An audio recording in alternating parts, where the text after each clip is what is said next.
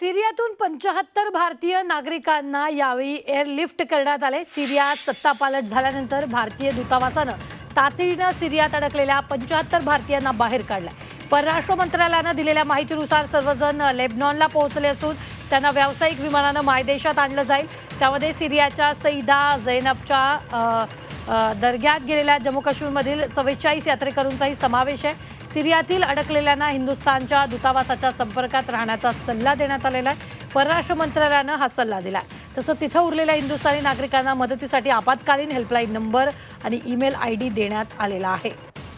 आपण पाहतोय यावेळी लेबनॉनमधून सगळ्यांना भारतात आणण्यात येणार आहे। सिरियातून 75 भारतीय नागरिकांना एअरलिफ्ट करण्यात आलेले आहे। सिरियात सत्तापालट झाल्यानंतर भारतीय दूतावासानं तातडीनं सिरियात अडकलेल्या 75 भारतीयांना बाहेर काढलेलं आहे। परराष्ट्र मंत्रालयानं दिलेल्या माहितीनुसार सर्वजण लेबनॉनला पोहोचले असून त्यांना व्यावसायिक विमानानं मायदेशात आणलं जाणार आहे।